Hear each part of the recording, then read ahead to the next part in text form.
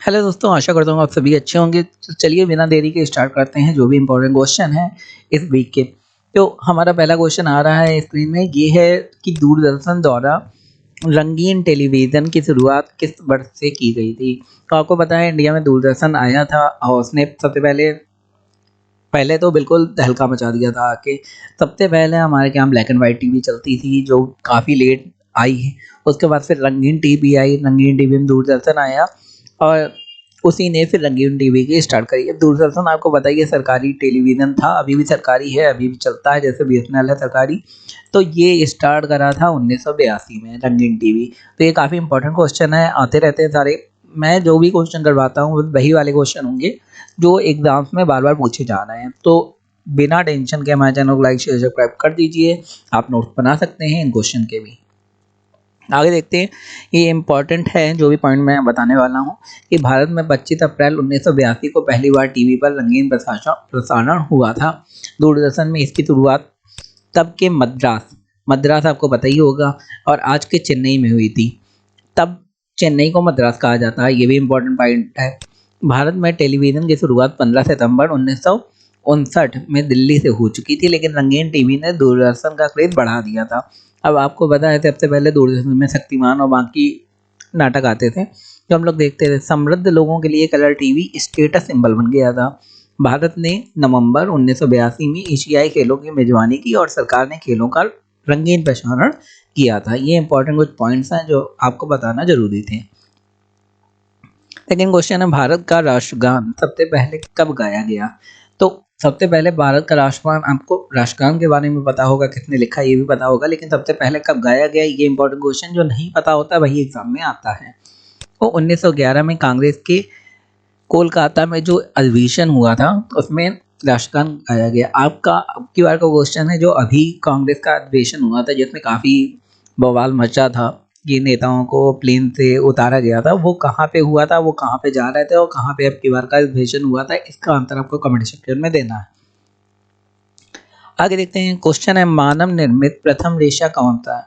मानव ने कई सारे रेशे बनाए, अभी तक तो काफ़ी सारे रेशे हैं, लेकिन पहला रेशा कौन सा है ये क्वेश्चन है।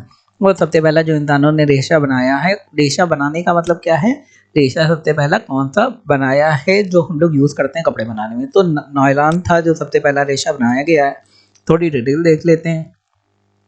मानव निर्मित प्रथम रेशा रेयान है। कृत्रिम सूत जैसे सिंथेटिक फाइबर, आपको पता ही होगा, वे सूत या रेते हैं जिन्हें प्राकृतिक रूप से जानवरों एवं पौधों से नहीं बल्कि कृत्रिम रूप से निर्मित किया जाता है। कुछ रेसे हम लोगों को जैसे कुछ जानवर होते हैं, शीप है, उससे मिल जाते हैं, लेकिन कुछ रेसे जो होते हैं वो कृत्रिम रूप से हम लोग बनाते हैं, उनका निर्माण किया जाता है। तो पहला मानव निर्मित रेशा कृत्रिम है, वो है रेयान। आगे सामान्य रूप से कहा जाए तो सूत बनाने वाले पदार्थ को किसी पतले छिद्र से बलात भेजकर सूत का निर्माण किया जाता है। तो ये आपको बनाने की प्रक्रिया बता रहे हैं। इसके अलावा क्वेश्चन दिया गया है कि मानव शरीर की किस ग्रंथि को मास्टर ग्रंथि कहा जाता है? ये आपको पता ही होगा कि पीयूष ग्रंथि जो है उसे मास्टर ग्रंथि कहा जाता है। क्यों कहा जाता है? क्योंकि वो हमारे शरीर के काफ़ी सारे कार्यों को करती हैं। आगे देखते हैं कुछ इंपॉर्टेंट पॉइंट। पीयूष ग्रंथि को मास्टर ग्रंथि कहा जाता है जो अंतःस्रावी प्रणाली का होता है, क्योंकि यह दूसरे अंतःस्रावी ग्रंथि के कार्यों को नियंत्रित करता है। तो वही बात आ गई कि दूसरी ग्रंथियों के कार्यों को नियंत्रित करती है, इसलिए पीयूष ग्रंथि को मास्टर ग्रंथि कहते हैं। पीयूष ग्रंथि लगभग 1 मीटर के आकार की होती है। ये भी इंपॉर्टेंट पॉइंट है कि 1 मीटर की होती है और यह मस्तिष्क के आधार पर स्थित होती है। इसे मास्टर ग्रंथि भी कहा जाता है क्योंकि इसका स्राव अन्य अंतःस्रावी ग्रंथियों जैसे थायराइड ग्रंथि, अधिवृक्क ग्रंथि, अग्नाशय आदि के स्राव को विनियमित और नियंत्रित करता है। अब पीयूष ग्रंथि करती क्या है, जो अलग अलग ग्रंथियाँ होती हैं वो कुछ स्राव करती हैं। स्राव माने कुछ जैसे हमारे शरीर में एसिड बनता है, अम्ल या क्षार कह सकते हैं, और अलग अलग जो हमारे शरीर में बॉडी है जैसे अलग अलग हार्मोन अलग अलग ग्रंथियाँ निकालती हैं। तो मास्टर ग्रंथि जो पीयूष ग्रंथि है वो अलग अलग ग्रंथियों को कितना स्राव करना है, कितना ज़रूरत है हमारे शरीर को, उन सबको नियंत्रित करता है। शरीर में विभिन्न गतिविधियों के लिए इस ग्रंथि के हार्मोन को भी आवश्यकता होती है। तो ये भी इंपॉर्टेंट पॉइंट है, ये आपको नोट कर लेना है, इतने में इंपॉर्टेंट पॉइंट आपको नहीं पता है।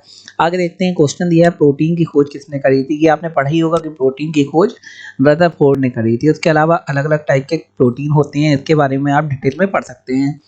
तो एक बार देख लेते हैं डिटेल में। वैज्ञानिक जेम्स चैडविक ने न्यूट्रॉन की खोज करी थी, जे थॉमसन ने इलेक्ट्रॉन की खोज करी थी और यूजी गोल्डस्टीन ने प्रोटॉन की खोज करी। ये आपको सबको पता ही होगा, ये आपने पढ़ा ही है। बाकी आइजैक न्यूटन ने गति के नियम बार बार पूछ दिए जाते हैं कि भाई गति के नियम और गुरुत्वाकर्षण का सिद्धांत किसने दिया था, तो आइजैक न्यूटन काफी बड़े जाने माने वैज्ञानिक हैं। रदरफोर्ड ने परमाणु की संरचना को अभी निर्धारित किया, अल्फा बीटा किरणों की खोज करी है। तो ये भी इंपॉर्टेंट क्वेश्चन रदरफोर्ड के बारे में जैसा हम लोगों ने पढ़ा है। रणजी ट्रॉफी का संबंध कौन से खेल से है, तो ये आपको पता ही होगा कि रणजी ट्रॉफी का संबंध क्रिकेट खेल से संबंधित है।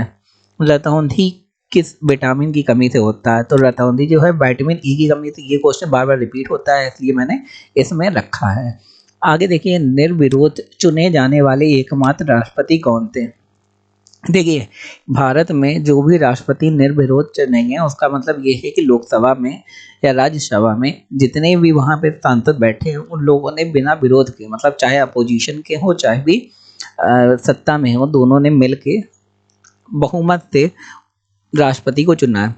राष्ट्रपति का चुनाव कौन करता है भाई, हम लोग डायरेक्ट प्रधानमंत्री चुन सकते हैं और सांसद चुन सकते हैं, लेकिन जो राष्ट्रपति है वो जो सांसद जनता के प्रतिनिधि होते हैं वही राष्ट्रपति अपने वोटों के द्वारा चुनते हैं। तो सत्ता पक्ष और विपक्ष जिसके भी सांसद ज़्यादा होते हैं उनका राष्ट्रपति बनता है। होता जब वोटिंग होती है उसके बाद राष्ट्रपति बनता है, लेकिन अगर दोनों पार्टियां ही राजी हों कि इस आदमी को राष्ट्रपति बनाना है तो वो बन जाता है। तो वो थे नीलम संजीवा रेड्डी, जिन्हें सबने मिलकर राष्ट्रपति बनाया था। ऐसा प्रणब मुखर्जी के साथ भी आप देख सकते हैं जब हुआ था। भारत के पूर्व राष्ट्रपति नीलम संजीव रेड्डी एकमात्र ऐसे राष्ट्रपति हैं जो निर्विरोध चुने गए हैं। रेड्डी भारत के छठे राष्ट्रपति थे और उन्होंने 25 जुलाई 1977 को राष्ट्रपति पद का संभाला था। रेड्डी ने 2 बार राष्ट्रपति पद का चुनाव लड़ा था, जिसमें पहली बार उन्हें हार मिली थी, मतलब पहली बार हार भी मिली थी और दूसरी बार निर्विरोध चुना भी गया था। आगे देखते हैं, क्वेश्चन दिया रविन्द्रनाथ टैगोर ने भारत के राष्ट्रीय गान के अलावा किस एक और देश का राष्ट्रीय गान गाया है, तो रविन्द्रनाथ टैगोर ने भारत के अलावा बांग्लादेश का राष्ट्रीय गान गाया है। आपको पता होगा, इसके बारे में डिटेल भी देख लेते हैं। भारत के अलावा रविन्द्रनाथ टैगोर ने बांग्लादेश का राष्ट्रीय गान गाया है, जिसका नाम है आमार सोनार बांग्ला। ये भी काफ़ी इंपॉर्टेंट क्वेश्चन है, बार बार पूछ दिया जाता है। आगे देखते हैं, राजघाट में किसकी समाधि स्थित है।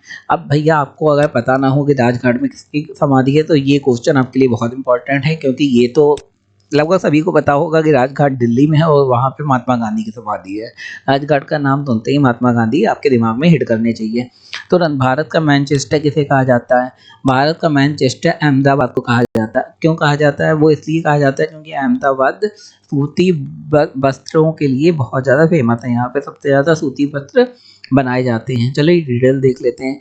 गुजरात राज्य की अहमदाबाद शहर को भारत का, अच्छा, गुजरात की कैपिटल मतलब राजधानी अगर पूछी जाए तो वो गांधीनगर है, लेकिन राज्य में मैनचेस्टर किसे जाता है, अहमदाबाद। अहमदाबाद काफ़ी बड़ा शहर है, लोग कंफ्यूज हो जाते हैं कि ये राजधानी है या फिर क्या है, लेकिन बस बड़ा शहर है। नाम जानते हैं सब लोग इसका क्योंकि कपड़े के लिए मशहूर है।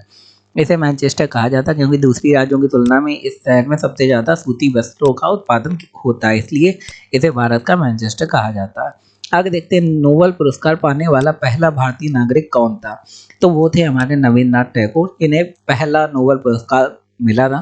नोबेल पुरस्कार अलग अलग क्षेत्रों में दिया जाता है। मेन इसका पुरस्कार का मेन इसके शांति के लिए दिया जाता है कि एक वैज्ञानिक थे, उन्होंने जिन्होंने परमाणु की खोज करी थी, उन्हीं ने एटम बम की खोज करी थी, उन्हीं ने बाद में नोबेल शांति पुरस्कार की शुरुआत करी, जिससे लोग एटम बम जो उन्होंने बनाया है उससे विनाश ना कर डालें। मेन पीस के लिए था। उसके बाद वैज्ञानिक थे, स्वीडन के थे, तो उसके बाद अलग अलग क्षेत्रों में मिलने लगा। काफ़ी फेमस पुरस्कार आप सभी को पता है, 1913 में इन्हें मिला था।